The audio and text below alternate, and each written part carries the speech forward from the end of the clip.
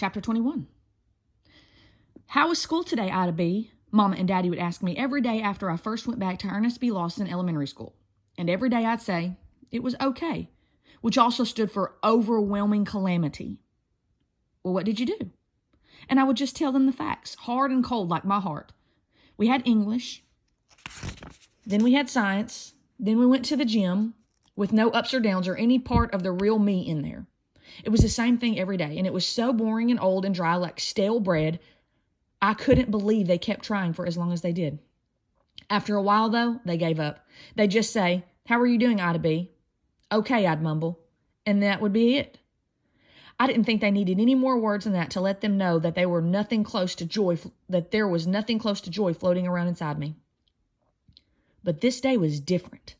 The good feeling I had from reading the story out loud had been growing bit by bit all afternoon, till it ended up being a full-blown happiness by the time I got home. I'd keep thinking about what I did and how it felt, and the warm brightness in me would get bigger and stronger and shinier every time. My legs wanted to skip down the drive instead of walk. My mouth wanted to smile instead of scowl. My arms wanted to hug somebody instead of holding my backpack to my chest like a shield. My heart was horrified. That happiness would not be satisfied staying inside me either. It wanted to be shared, and it didn't mind who it shared itself with, including Mama and Daddy. I could just imagine having dinner with the two of them, all kinds of good feelings spilling out of me.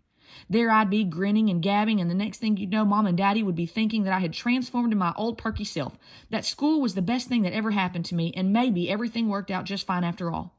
And that would not be acceptable. I was not going to let that happiness compromise my stand that, even though good things might happen in the world from time to time, nothing was right in my family or in my valley.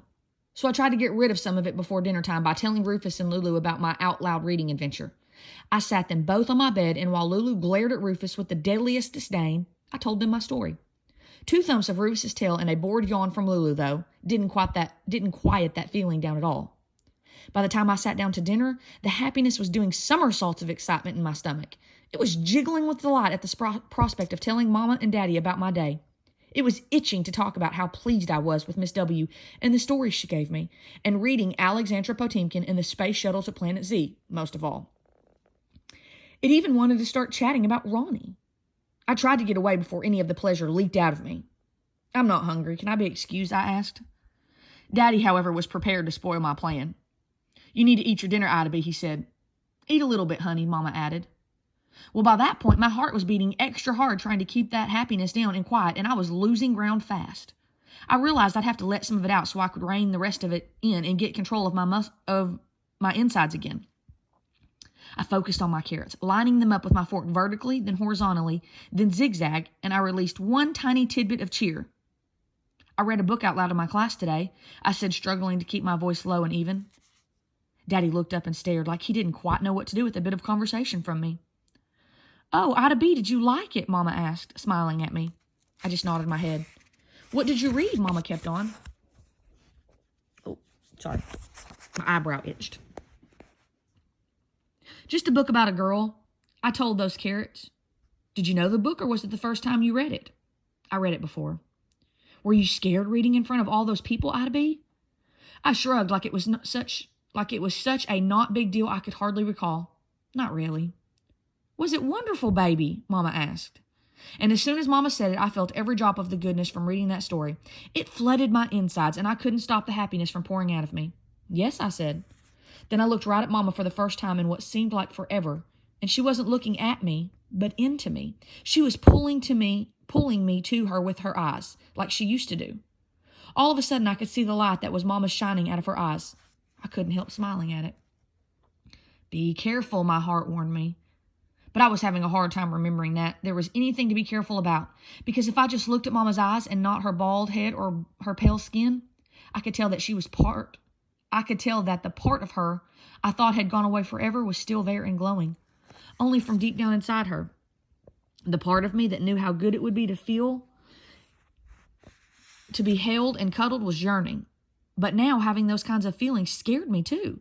Thinking about being close to Mama and loving her like that, and knowing that things would still be terrible and that I'd have to get used to staying away from her and not liking her all over would be too hard. "That's enough," my heart told me as gently as I could. I looked back down again, away from Mama's glowing, and right then all of the pain from the past months was in me and around me. I stared at my carrots, arranged them in an X, and that happiness was finally stilled and silent. Can I be excused now? I asked. Are you sure you're done, Ida B? Mama asked. Yes, ma'am, I told the table. And I slid quietly off the chair, out of the kitchen and up to my room.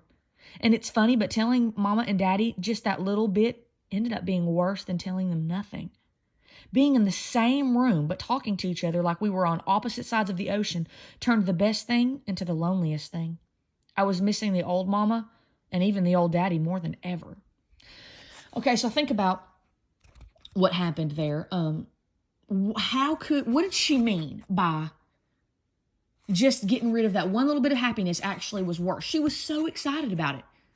What made it worse? If you think you have a very insightful question, email me or hang out me, because there's something really deep right here that you could get. Why was it worse? Why is she trying so hard to keep her mom so far away from her? Bye, guys. See you tomorrow.